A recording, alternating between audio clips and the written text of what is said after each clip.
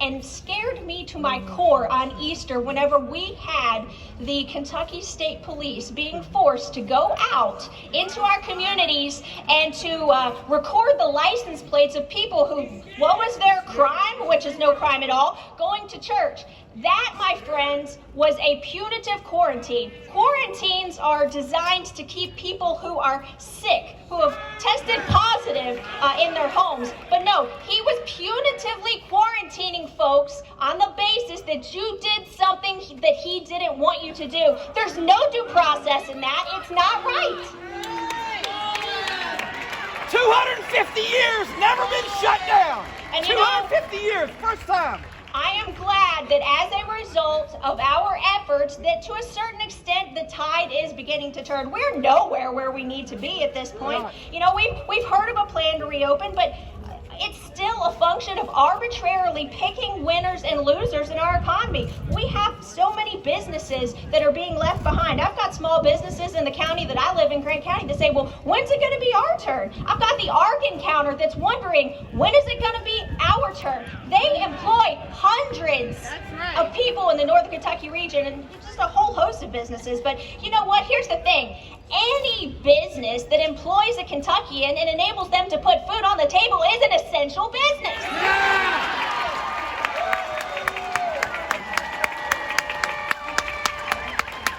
And then we have this mask situation. You know, originally the governor said that it was going to be mandatory for us to wear a mask until there's a vaccine. Now that should scare you. What does that mean? What does it mean? Masks do not work. But until there's a vaccine, because, you know, that kind of is predicated upon the idea that you have a choice between a mask and a vaccine, and nobody's ever going to force me to get a vaccine.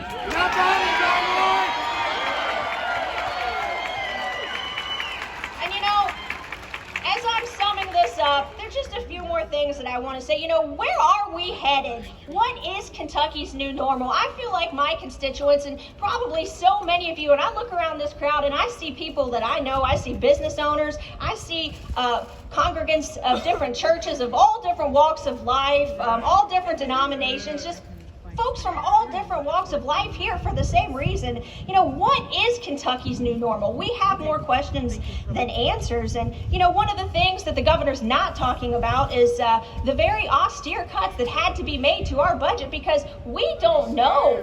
We don't know what the revenue is going to look like. Suspending some of the road projects and things like that. I mean, is that the new normal that Andy's talking about? But, you know, another question that I get is, how can we fix this? What can we do? And I want to tell you about something that I tried to do. As you all may know, the General Assembly session has adjourned for 2020. So we will not come back till January 2021. But about a month before we adjourned, I filed Amendment 3 to House Bill 322, which would have created a system of checks and balances in the event that a governor's executive order was determined to unnecessarily restrict commerce or to infringe upon our civil liberties. And I think that's exactly what's happened here. You know, unfortunately, we were not able to pass that out of the House, and a lot of what we're dealing with, I know, I was disappointed too, I will say that. But a lot of this rests in the Attorney General's hands now, but moving forward into 2021, it is my intention to pre-file a bill to amend KRS 39A.100.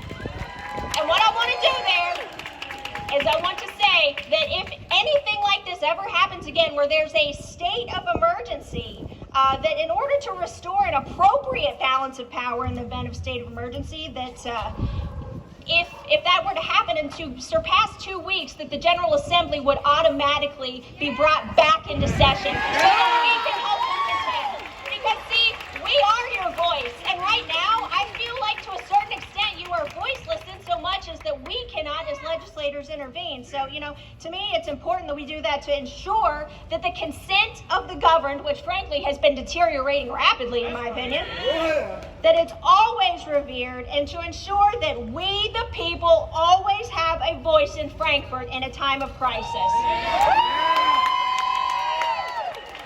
Again, thank you all so very much for being here today. Thank you for standing strong, and I want to send a very clear message to this governor. It's not time to open up tomorrow, next week, or even this evening. Oh,